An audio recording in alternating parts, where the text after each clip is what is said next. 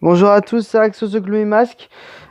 Aujourd'hui, on se retrouve pour parler donc de la Copa Libertadores. Voilà, car c'est les huitièmes de finale et ça arrive très bientôt. Franchement, j'ai hâte. Donc déjà, qu'est-ce que la Copa Libertadores? Je vais rapidement expliquer ce que c'est. En fait, c'est totalement l'équivalent de la Ligue des Champions, mais dans la zone Amérique du Sud. Donc, ce sont les meilleures équipes de chaque fédération donc de chaque pays. Sauf qu'en Amérique du Sud, vu qu'il n'y a que 10 pays, bah, c'est plus simple pour envoyer les clubs en Copa Libertadores. Il y a besoin de quasiment pas de barrage et chaque pays a au moins un ou deux clubs qui les représentent chaque année dans la compétition. Le Brésil et l'Argentine étant les pays qui envoient le plus de clubs en Copa Libertadores car leur indice CONMEBOL est le plus élevé.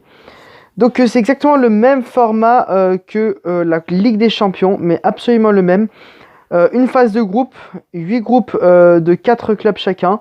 Dans chaque groupe, chaque équipe se rencontre deux fois en mode aller-retour. À la fin des 6 matchs, les deux premiers se qualifient pour les huitièmes de finale. Et les huitièmes de finale se jouent en match aller-retour, puis les quarts, puis la demi, puis la finale. Et même le troisième du groupe est reversé en Copa Sudamericana, qui est donc l'équivalent parfait de l'Europa League. Euh, Par contre, la seule différence qu'il y a avec la Ligue des Champions de l'UEFA, c'est que déjà, jusqu'en 2018, la finale se jouait en aller-retour, comme en Afrique et comme en Asie. Sauf que depuis l'édition 2019, et ben, la finale se joue en match simple. Donc la finale River Plate Flamengo s'est jouée en match simple et ça a offert une finale absolument incroyable d'anthologie parce qu'il y a eu deux buts marqués dans les arrêts de jeu. Enfin bref, c'était assez fou. Et aussi, elle se joue pas sur la même période, c'est-à-dire qu'elle ne se joue pas de septembre à juin. Elle se joue donc de janvier à novembre. C'est ça les seules différences avec l'Europe. Donc les huitièmes de finale, enfin la phase de groupe est entièrement terminée. Nous avons nos 16 qualifiés et le tirage au sort des huitièmes de finale a eu lieu. Et d'ailleurs, c'est un tirage au sort intégral. C'est-à-dire que je vais vous afficher le tableau tout de suite. Mais en gros, on connaît tout le tableau et on sait on peut pronostiquer jusqu'à la finale si on a envie. Par exemple, on voit que Flamengo et Boca Juniors sont sur la même partie de tableau, ce qui peut nous promettre éventuellement, on y reviendra bien évidemment, un quart de finale assez épique. Donc, il y a trois choses à savoir avec la Copa Libertadores. Déjà, j'adore cette compétition. Je ne suis pas du tout un spécialiste du football sud-américain. Mais voilà, je regarde les différents résumés de matchs et j'ai retenu trois choses hein, principalement de cette compétition. Déjà, c'est que c'est extrêmement serré entre les clubs. C'est-à-dire que même lorsqu'il y a une différence de niveau qui se ressent, eh ben, on aura très peu de score fleuve. Alors bien sûr, des fois ça arrive en phase de groupe, mais dans les matchs à élimination directe, on a très peu de matchs pliés dès le match aller. Par exemple, prenons l'exemple de la Copa Sudamericana, hein, c'est sur toutes les compétitions de l'Amérique du Sud. Dans la Copa Sudamericana, pour information, il y a eu les 16e de finale qui se sont joués juste avant, et il n'y avait que deux matchs qui ont été gagnés par deux buts d'écart. C'est assez révélateur pourtant sur les 16 matchs, hein, que deux matchs allés qui ont été gagnés par deux buts d'écart. C'est assez révélateur du fait que les matchs soient assez tendus et qu'ils soient très serrés, que ce soit à l'aller ou au retour. Donc le fait que les matchs soient serrés comme ça offre pas mal de séances de tir au but. Par exemple, on en a eu une l'année dernière, je crois, mais on en a souvent une ou deux par saison. Pour information, en Ligue des Champions de l'UEFA, pourtant la règle des buts à l'extérieur s'applique tout aussi bien en Copa Libertadores, mais en Ligue des Champions de l'UEFA, la dernière séance de tir au but, c'était en 2015-2016. Lors de la saison 2015-2016, c'était le huitième de finale entre le PSV Eindhoven et l'Atlético Madrid. 2015-2016, c'est par exemple la saison où Wolfsburg est en quart de finale, où il y avait le Zénith en huitième et Manchester City a tapé les demi, et bien évidemment remporté par le Real Madrid. Mais voilà, c'était la dernière séance de tir au but en Ligue des Champions. Au Copa Libertadores, on en a chaque année. Deuxièmement, il y a pas mal de retournements de situation, c'est-à-dire que ça arrive souvent qu'une équipe, lorsque le match n'est pas très serré, par exemple, ça peut arriver qu'une équipe gagne 3-1 à l'extérieur et Et après, à domicile, s'incline 4-2. Voilà. Et puis, ou 5-2, je ne sais pas. Enfin, ça arrive, voilà. Les matchs ne sont jamais pliés. On ne sait jamais ce qui peut se passer. C'est pas qu'il y ait des remontadas, mais c'est que les équipes qui s'imposent à l'extérieur s'imposent pas forcément à domicile au match retour. Et enfin, dernière chose à savoir pour la Copa Libertadores, c'est que les équipes portent énormément d'importance à la compétition. En fait, ce qui est plus important que tout en Amérique du Sud, c'est la suprématie continentale. Voilà, les Sud-Américains adorent la Copa Libertadores et d'ailleurs adorent gagner la Copa América plus que la Coupe du Monde même parce en fait, tous les clubs se connaissent. Toutes les équipes se connaissent, tous les pays se connaissent super bien vu qu'ils ne sont que 10. Il y a 12 pays, vous allez me dire, en Amérique du Sud, mais le Suriname et le Guyana jouent dans la zone CONCACAF, donc la zone Amérique du Nord, Amérique centrale. Bref, les clubs se connaissent tous super bien. On a souvent les mêmes affrontements. Et donc gagner la Copa Libertadores, c'est extrêmement prestigieux. Par exemple, on a juste allé sur le compte Instagram de n'importe quel club, par exemple du champion en titre Flamengo, et on verra qu'un poste sur 5, c'est eux avec la Copa Libertadores. Franchement, ils te le radotent. Preuve en est, c'est que chaque club qui a gagné la Copa Libertadores a sur sa manche un petit patch avec marqué le nombre de Copa Libertadores qu'ils ont remporté. C'est pour voir l'importance du palmarès dans l'esprit sud-américain et l'importance surtout de jouer la Copa Libertadores à fond. C'est-à-dire, un club qui est éliminé ne va pas forcément mettre son équipe bis.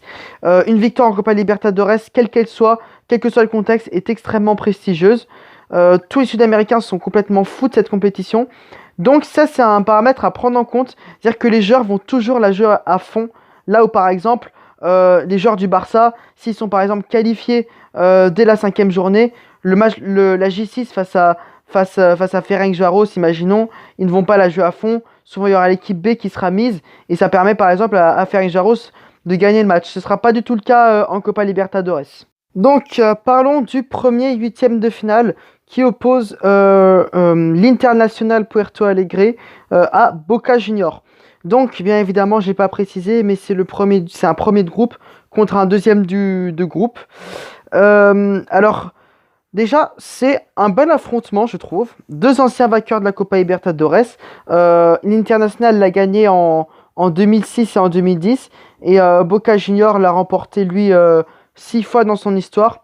D'ailleurs, les deux clubs ont aussi remporté la Copa Sudamericana. C'est très important d'avoir fait le doublé.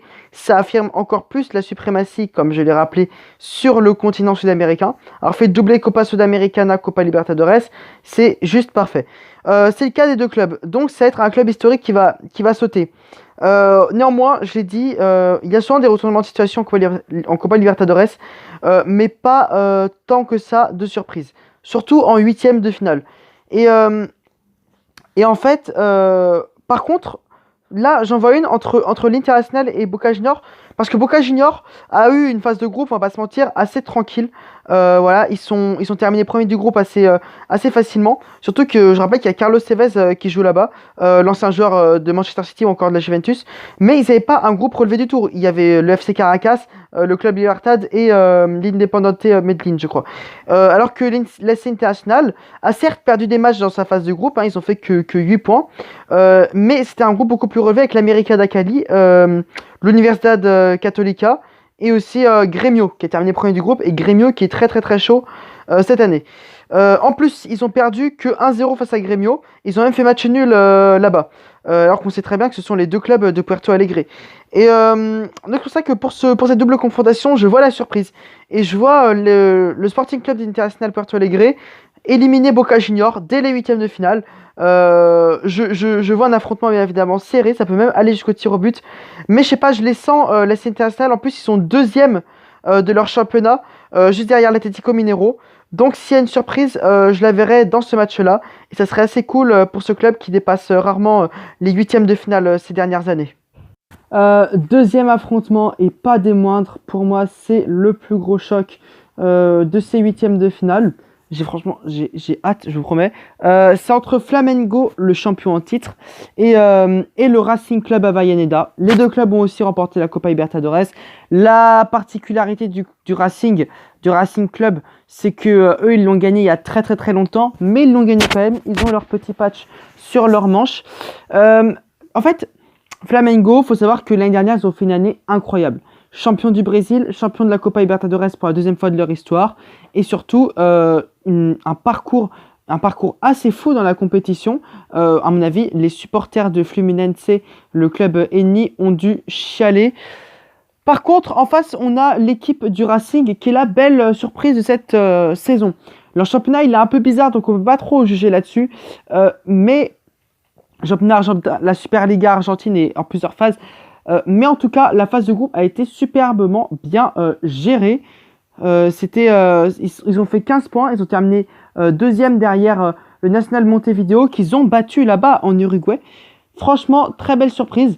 J'espère qu'ils vont faire une belle saison. Franchement, ils le méritent.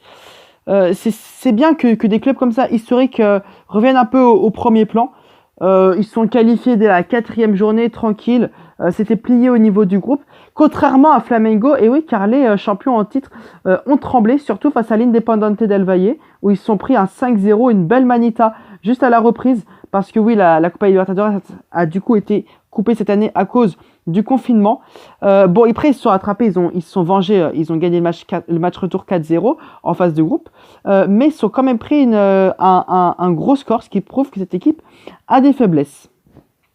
Comme on le sait surtout, Jorge Jesus est parti à Benfica, ce qui fait que l'entraîneur mythique qui avait relevé le club et avait fait gagner un doublé à Flamengo a quitté le navire. Par contre, Gabigol est là, Gabigol est resté. Gabriel Barbosa, une méga star au Brésil. Il est vraiment trop fort ce mec. C'est le buteur providentiel de Flamengo. D'ailleurs, Flamengo, ils ont une attaque de folie avec Bruno Henrique et Gabriel Barbosa. Ça a vraiment fait des dégâts l'année dernière. Et ça risque de le faire encore cette année. Néanmoins, franchement, je trouve le Racing plus solide. Parce que ça marque pas autant de buts que Flamengo. Mais ça en encaisse peu. Voilà, ils se sont imposés 2-0, 1-0 comme il le fallait en phase de groupe. Et là aussi, j'espère quand même, j'aime pas trop quand les tenants du titre ils vont loin, donc j'espère vraiment que le Racing va passer cette double confrontation, et je mise même sur une deuxième surprise, si on peut appeler ça une surprise, élimination prématurée du champion en titre. Le Racing sera en quart de finale selon moi. Bon, alors rapidement maintenant sur Guarani, le club Guarani qui affronte Grêmio. Alors Guarani, ils ont fait une phase de groupe correcte. Ils se sont qualifiés avant la dernière journée. Il n'y a pas de souci. En championnat, c'est pas trop mal. En plus, c'est un club qui a tapé les demi-finales de Copa Libertadores il y a pas si longtemps. Je crois que c'était en 2015 ou en 2016. Mais voilà, face à Grêmio, là par contre, je ne vois pas de surprise. Grêmio, qui est assez fort cette saison, une phase de groupe explosive. Et bien sûr, il n'y a plus Everton, on le sait, il est parti à Benfica. Il avait notamment gagné la Copa América avec le Brésil en 2019. Mais la Copa Libertadores dernière, on s'en souvient très bien, ils se sont pris un 5-0 face à Flamengo. C'était la honte en demi-finale. Donc demi-finaliste la saison dernière, vainqueur en 2017, demi-finaliste je crois aussi en 2018. C'est un club qui est habitué à aller loin. Ils ont l'expérience, il n'y a pas de souci. Face à Guarani, ça va le faire. Ils sont bien mignons, hein, les Péruviens, mais là, faut pas abuser. Je vois même un match aller en faveur totale de Grêmio Porto Alegre à l'extérieur. Et ils termineront le travail au match retour. Alors, une autre opposition des extrêmes, il s'agit du match entre le Club Delfín et Palmeiras. Alors, d'un côté, on a Palmeiras. Palmeiras, champion en 1999, énorme club, et surtout, grandissime favori cette année à la victoire finale. Enfin, pas grandissime favori, mais fait partie des favoris à la victoire finale en Copa Libertadores. Pourquoi ? Une phase de groupe juste incroyable. 16 points. Un championnat un peu poussif, mais on connaît leur talent. Rafael Veiga, Gustavo Gomez, c'est incroyable. Ils ont une super équipe, pas mal de joueurs passés par les championnats européens. Et ça fait que là, Palmeiras, franchement, on sait que c'est un club qui ne va pas souvent super loin en Copa Libertadores, bien qu'encore une fois, ils ont déjà remporté la compétition. Mais s'il y a une année où ils pourraient vraiment la gagner, là, c'est celle-là. Je les sens très bien. Moi, j'en fais en tout cas, à titre personnel, mon favori à la victoire finale. De l'autre côté, on a le Club Delphine. Première participation au 8e de finale. Une phase de groupe totalement folle où ils étaient éliminés jusqu'à la 5e journée. Ils ont su gagner et donc se qualifier un point devant Defensa et Justicia, qui était censé se qualifier, hein, le club argentin. Donc le Club Delphine qui participe à sa toute première rencontre à élimination directe. Mais malheureusement, je ne dis pas que ça sent la boucherie. Mais voilà, très très peu de suspense dans cette rencontre. Si le Club Delphine se qualifie en quart de finale, alors là, je ne comprendrai absolument plus rien. Après tout est possible. Mais bon, Palmeiras va tranquillement faire le boulot. C'est très bien pour le Club Delphine. Très bien qu'ils soient sortis de la phase de groupe, car c'est un tout petit club équatorien qui n'arrive même pas à la suite du SC Barcelona ou de la Liga de Quito. Hein.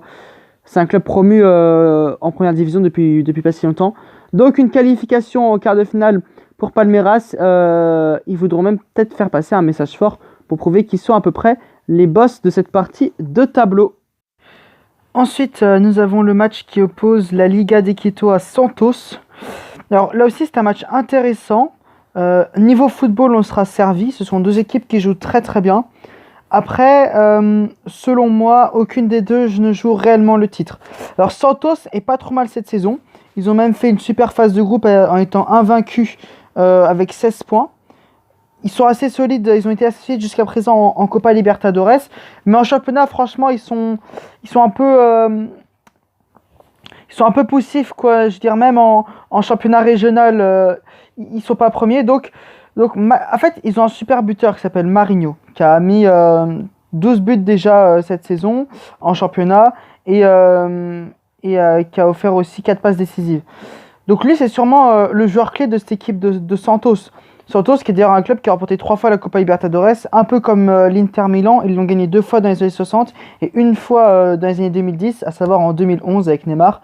Ils étaient même allés jusqu'en finale de Coupe du Monde des clubs. Ils avaient perdu 4-0 face au FC Barcelone. La même chose que l'Inter Milan. Vraiment, c'est assez incroyable là-dessus. Quasiment aux mêmes années. C'est-à-dire que l'Inter Milan, ils l'ont gagné en la Ligue des Champions en 64-65 et Santos en 63 et 64. Bref, pour moi, Santos, c'est un petit peu l'alter ego de l'Inter. Et donc, on a la Liga de Quito, qui est un club équatorien, qui a aussi remporté la Copa Libertadores en 2008. Et eux, franchement, pas grand-chose à dire sur eux, à part qu'ils sont deuxième en championnat. De toute façon, ils jouent toujours le titre avec le SC Barcelona. Et qu'ils ont fait une bonne phase de groupe en Libertadores, mais à noter quand même la présence du Deportivo Binacional qui était l'un des adversaires les plus faibles de ces 3-4 dernières années en Copa Libertadores. Donc il y avait ce club-là dans leur groupe. Donc ça fait qu'ils ont pu gérer tout ça tranquillement. Mais bon, on aura un bon petit match. Je miserai quand même sur une qualification de Santos, qui a quand même un meilleur effectif selon moi que la Liga de Quito. Mais ça risque d'être plutôt serré, surtout le match aller. Alors là, nous avons par contre un des matchs, pour moi, le match le plus intriguant entre l'Independiente del Valle et le Nacional Montevideo. Alors déjà, le club national de football de Montevideo, c'est un club uruguayen, c'est le club historique d'Uruguay avec le Peñarol. Voilà, il y a deux clubs, c'est exactement comme Benfica et Porto, comme le Celtic et les Rangers. Il y a deux gros clubs en Uruguay, c'est le Montevideo le National Montevideo et Peñarol. Peñarol s'étant fait éliminer en phase de groupe, il ne reste plus qu'un seul club uruguayen, le National. Qui a remporté je crois 2 ou 3 fois la Copa Libertadores, que est souvent présent, mais qui n'a pas passé tant de fois que ça les huitièmes de finale, parce qu'ils ont plutôt de réussite, la réussite, c'est-à-dire que quand ils vont loin, ils remportent la compétition, mais c'est pas une équipe type expérimentée, quoi. C'est pas, on va pas les voir chaque année dans le dernier carré. Néanmoins, en phase 2, donc c'est pas une équipe très hypante. En plus, ils ont terminé à la première place du groupe seulement à la différence de but. Néanmoins, en phase 2, on a l'Independiente del Valle. Alors, comment résumer l'Independiente del Valle ? C'est en fait le club... le terme de surprise n'est pas assez... en fait, pour faire simple, l'Independiente del Valle, c'est un club qui n'a jamais remporté le championnat national d'Équateur. Bon, ça arrive qu'un club qui n'a jamais remporté son championnat participe à la Copa Libertadores. Mais en fait, on les connaît bien. On les connaît bien pourquoi? Parce qu'ils ont fait finale de Copa Libertadores en 2016. Leur toute première participation à la Copa Libertadores s'est traduite par une finale, une qualification jusqu'en finale. Ils ont perdu malheureusement face au National, à l'Atlético Nacional Medellín. Malheureusement d'ailleurs, ça aurait été tellement incroyable que l'Independiente remporte la Copa Libertadores, ça paraissait même quand on regardait la finale, on se disait non, ils peuvent pas la gagner parce que c'est trop absurde que ce club remporte la Copa Libertadores après seulement une seule participation et en n'ayant jamais remporté son championnat. Parce que c'est un club qui n'est pas en première division depuis si longtemps que ça. Ce n'est que depuis le début des années 2010 que le club est promu en Primera Division équatorienne. C'est que depuis 2013-2014 qu'on les connaît un minimum. Et bien sûr, on les connaît encore plus avec cette finale jouée lors de la saison 2015-2016. Donc, ce club assez incroyable a vécu un véritable crève-cœur en perdant ainsi 3 buts à 1 en finale sur l'ensemble des deux matchs parce que c'était en aller-retour à l'époque. Surtout face à un club qui n'avait pas seulement besoin de remporter la Copa Libertadores, l'Atlético Nacional l'avait déjà gagné auparavant. Et puis, mais bon, l'année 2016 était, comme vous le savez tous, une année très particulière en Amérique du Sud, une année super bizarre, notamment à cause de cette performance de ce club qui a déjoué tous les pronostics en se hissant jusqu'en finale de la Copa Libertadores, mais aussi avec le doublé du Chili en Copa América où ils avaient battu l'Argentine lors du centenaire de la Copa América qui s'est joué aux États-Unis, et aussi avec l'accident, la tragédie de Chapecoense en Copa Sudamericana où l'avion s'était malheureusement crashé avant de jouer la finale de la compétition. Quoi qu'il en soit, l'Independiente del Valle s'est rattrapé, a fait vivre un véritable instant de bonheur à ses supporters en remportant la Copa Sudamericana en 2019. Ce sont les derniers vainqueurs de cette compétition. Ils l'ont gagné, je crois, face au club Colón. Enfin, je crois que c'est face à Colón. Je suis pas sûr. Je crois que c'est face à eux. Enfin bref, ils l'ont gagné et participent donc pour la deuxième fois de leur histoire à la Copa Libertadores pour une deuxième qualification en huitième de finale. C'est juste incroyable. En plus... je sais pas, des fois ils mettent des scores, genre là ils ont mis 5-0 comme j'en ai parlé juste avant à nos amis de Flamengo, mais ils peuvent aussi se prendre des valises. C'est-à-dire que c'est un club qui des fois se prend des 3, des 4-0 comme l'Atalanta Bergame. C'est un peu l'Atalanta Bergame. C'est l'Atalanta Bergame avec un trophée continental en plus. En plus, d'ailleurs, cette saison, l'Independiente del Valle, ça montre bien la belle génération de l'Équateur parce que tous les joueurs de l'équipe nationale de l'Équateur proviennent du championnat équatorien quasiment, sauf quelques-uns qui jouent en Europe. Et quand on voit qu'il y a 3 clubs équatoriens, donc la Liga de Quito, le Club Delfín et l'Independiente del Valle, qui sont qualifiés en huitième de finale de Copa Libertadores, alors que l'Équateur n'est pas le pays le plus important sur le continent sud-américain, et que pendant ce temps, parallèlement, on n'a que 0 club colombien, 0 club colombien. Et pas... c'est assez incroyable. De plus, il y a quelques jours, il y a eu le match Équateur-Colombie. Les Équatoriens ont gagné 6-1. C'est marrant comment le football équatorien prend une nouvelle dimension cette année. Et donc, j'aurais été un peu long pour ce match, mais en même temps, il m'intrigue tellement. En fait, ce club de l'Independiente m'intrigue tellement que je déconseille de miser quoi que ce soit sur ce club. On ne sait jamais ce qu'ils sont capables de faire. D'ailleurs, leur étoile, je pense que c'est pour la Copa Sudamericana, parce que le mec, vous n'avez jamais rien gagné à part cette compétition. Donc, bon. Donc moi je miserais sur une qualification de l'Independiente del Valle, ils sont capables de tout. Le National, ils sont premiers de leur championnat, mais il n'y a eu que 4 journées. Et franchement, je sens qu'ils peuvent se casser la gueule face à l'Independiente. Ce serait pas non plus une surprise que le National passe, mais moi je vois bien nos amis les Équatoriens se hisser en quart de finale. Aller plus loin, ça me semble compliqué, mais pourquoi pas. En tout cas, je vois bien le National se faire éliminer une fois de plus assez tôt dans la compétition. Alors là, on a le match d'outsider entre le club Libertad et Jorge Wilstermann. C'est le match entre les deux équipes les plus faibles de chaque chapeau. La plus faible équipe qui a terminé premier du groupe contre la plus faible équipe qui a terminé deuxième du groupe. Selon moi, encore une fois, c'est sur le papier. C'est clairement le bon tirage en quart de finale. Aucune des deux équipes n'a bien évidemment remporté la Copa Libertadores, même si le club Libertad est un club historique. C'est un club paraguayen qui a passé quelques fois les huitièmes de finale, qu'on retrouvait plutôt dans les années 70. Ils allaient assez loin dans la compétition, mais il n'y a jamais eu de finale continentale. C'est un club assez connu, mais voilà, l'effectif, je trouve pas dingue. Pas mal de. Il y a quand même 3 quarantenaires, donc le club Libertad, j'y crois moyen. En plus, ils sont qualifiés à la toute dernière journée. J'aurais préféré que ce soit le FC Caracas qui passe, mais bon, ils ont un peu fait de la merde.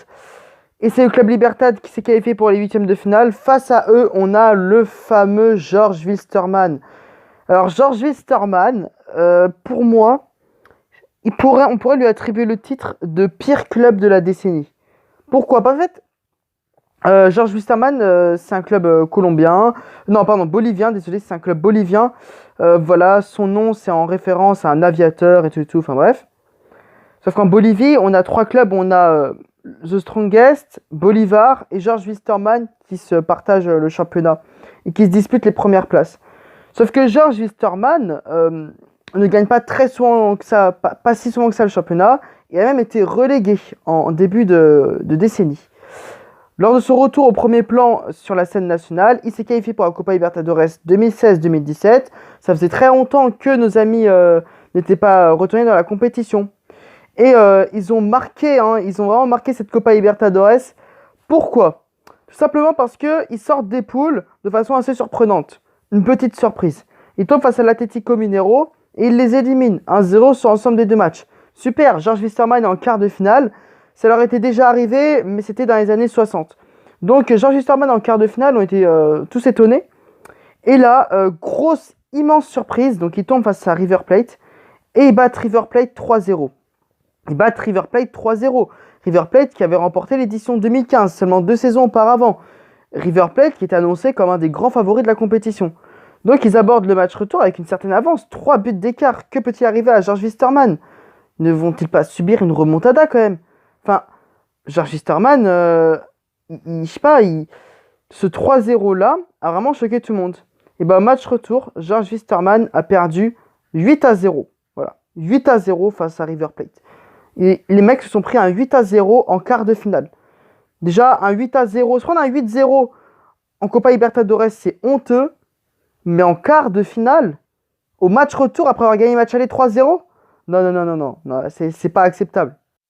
Donc, Jorge Wilstermann, ils se sont pris la remontada du siècle. Hein. Alors voilà, là, je ressasse le passé, hein, c'était en 2017. Mais je sais pas, ça m'avait vraiment marqué. Je me souviens, cette édition fut remportée par Grêmio. Et River Plate fut éliminé en demi-finale au tour suivant. Mais ce 8-0 là, franchement, on en parle encore des fois. Et donc là, Jorge Wilstermann, il va aborder la compétition avec ce spectre, hein, parce qu'il retourne pour la première fois donc depuis ce fameux 8-0. Et là, bon, face au club Libertad, on s'en fout un peu. Vas-y. Pour le principe, je vais mettre quand même Jorge Wilstermann. Ils ont terminé premier de leur groupe avec 10 points, devant quand même Colo-Colo, Peñarol et l'Atlético Paranaense. Mais oui, c'est pour le principe. Et puis on sait très bien que qui que ça soit, il va se faire salement sortir en quart de finale. Mais bon, Jorge Wilstermann en espérant qu'il fasse pas de la merde donc pour ces fameux quarts de finale. Enfin, pour terminer, nous avons donc le 8e match. Un match que j'attends tout particulièrement, non pas qu'il soit serré ou qu'il y a un bon niveau proposé, mais c'est juste parce que c'est mon équipe préférée qui va jouer. Mon équipe sud-américaine préférée. Donc ça oppose River Plate à l'Atlético Paranaense. Donc déjà en premier lieu River Plate, tout le monde connaît River Plate. C'est un club mythique dans le monde et surtout en Amérique du Sud. Ils ont remporté, alors déjà en Copa Libertadores, ces mecs sont irréprochables. C'est-à-dire qu'ils vont tout le temps loin. À part en 2014 où ils ont foiré mais ils sont bien rattrapés en remportant leur première Copa Sudamericana.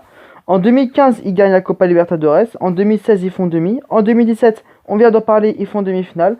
En 2018, ils gagnent la Copa Libertadores face à Boca Juniors, l'ennemi juré. Et en 2019, ils vont jusqu'en finale. Ils se font éliminer en finale face à Flamengo pour eux. Donc River Plate, c'est une équipe avec énormément d'expérience, un club, une très très grosse institution. et qui s'annonce encore une fois, hein, pour cette édition comme l'un des grands favoris. Pour moi, je les mets au même niveau que Palmeiras. Un tout petit peu en dessous, parce que des fois, on peut voir que ça peut perdre des points bêtement. Mais bon, c'est surtout dans le mental. Mais bon, on voit que par exemple en phase de groupe, c'est la meilleure attaque. Encore une fois, ils étaient dans le fameux groupe avec le Deportivo Binacional et la victoire 8-0 face à ces derniers ainsi qu'au match retour 0-6. Ça a bien aidé à faire gonfler les stats, ce qui a permis notamment à Julián Alvarez d'être le meilleur buteur actuel de la compétition avec 5 réalisations. On peut aussi noter la présence de Iñaco Fernandez, champion de la Libertadores en 2018, qui est un très très très bon joueur, je trouve forcément. Mais en phase 2, on a l'Atlético Paranaense. C'est mon club sud-américain préféré. J'adore l'Atlético Paranaense. J'aime aussi Vasco da Gama, le Sporting Cristal ou encore l'Independente Santa Fe. Mais l'Atlético Paranaense, ça reste mon club préféré en Amérique du Sud. J'ai toujours aimé cette espèce de club brésilien, voilà, un peu à part, qui est assez connu, mais qui a rien fait qui a pas vraiment de trophée, on se moque un peu d'eux et tout, surtout au Brésil où t'as pas mal de clubs voilà, historiques, hein, Sao Paulo, Santos, Palmeiras, les Corinthians, etc. Malheureusement, Atlético Paranaense, ils n'ont jamais gagné la Copa Libertadores, mais, en 2018, et j'étais super content, ils ont gagné la Copa Sudamericana, en battant le club Junior en finale. En fait, ce que j'aime bien avec leur victoire de la Copa Sudamericana, c'est que c'était vraiment de la chance. Ils l'ont fait à la portugaise ou à la grecque, comme vous voulez. C'est passé au tir au but, c'est passé en prolongation, c'est passé avec des 1-0, trucs comme ça. Mais au final, ils ont remporté ce premier trophée continental. Et surtout, l'année suivante, ils gagnent la Coupe du Brésil. Et la Coupe du Brésil, ils l'avaient encore jamais gagnée, même si c'est une compétition plutôt récente, qui date des années 80. Ils n'avaient jamais remporté ce trophée. Et donc ils ont prouvé aux yeux du Brésil qu'ils pouvaient remporter des titres aussi bien continentaux, même si ce n'a reste que la Copa Sudamericana, que nationaux avec la très très très prisée Coupe du Brésil et très médiatisée. Les Brésiliens adorent cette compétition. Et donc l'Atlético Paranaense, c'est ce qui fait leur force, c'est ce collectif. Voilà, c'est vraiment une bande de potes. Ils ont gagné 2 trophées sur les 2 dernières années. Donc ils sont pleins de confiance, ils ont des souvenirs, ils ont des choses en commun, vous voyez, des trucs qui les lient, quoi. Ces deux aventures dans ces 2 compétitions, ces 2 titres au bout, ces 2 trophées remportés, ça fait des liens dans cette équipe, avec notamment Nikao, qui est un très très très bon milieu de terrain, où le défenseur, il l'appelle Colonel Thiago Heleno, qui a encore marqué face à Santos, un joueur iconique du club. Et donc c'est pour ça que je vais les supporter. Malheureusement, même si j'aurais beau être pour eux, j'y crois très moyennement face à River Plate. Et je vois une petite correction, voilà, c'est l'Atlético Paranaense, on n'est pas très très chaud cette année. Enfin, ils sont pas très... Oula! Non, je suis pas supporter non plus à ce point-là, mais ils sont pas très très chauds cette année. Voilà, en championnat, ils sont 9e, je crois. Et là, c'est un peu passé ric-rac en phase de groupe. Donc c'est pour ça que je vois genre un 2-0 à l'aller pour River Plate, un 3-0 au retour, un truc comme ça. Mais bon, au moins ils auront été en huitième de finale, c'est le principal. En plus, je trouve que le nouveau logo est franchement super beau. Donc pour conclure, je vois se qualifier le SC International, Grêmio, le Racing, Santos, l'Independente del Valle, Palmeiras, Jorge Wilstermann et donc River Plate pour les quarts de finale. Donc voilà, j'ai essayé d'être le plus rapide possible, mais encore une fois, j'ai dépassé les 30 minutes. Je ne pense bien évidemment pas avoir tous les résultats. Un ou deux, je pense que ce serait cool parce que voilà, c'est la première fois que je parle vraiment de football sud-américain, mais comme je vous le dis, c'est ultra passionnant à suivre. Vraiment, c'est une super belle compétition et je suis sûr qu'on va avoir des beaux matchs malgré le huis clos et donc le manque de supporters. Mais voilà, j'espère bien évidemment que ça va être les meilleures équipes qui vont passer. De préférence, bien sûr, l'Atlético Paranaense. Mais, euh, mais c'est bien aussi les petites surprises, voilà. Et si je devais miser quand même, je miserais par exemple sur la victoire finale de Palmeiras. Ce qui me semble, selon moi, le plus concret. Après, ça se trouve, ils vont totalement se faire éliminer par le club Delphine, hein, on ne sait pas. Bon, en tout cas, essayez de profiter de ces matchs. Regardez les résumés de matchs si vous pouvez sur la chaîne YouTube de la CONMEBOL. Sur ce, je vous dis à très très très bientôt et on se retrouve donc pour un pronostic des quarts de finale. On verra donc si j'ai eu raison ou tort.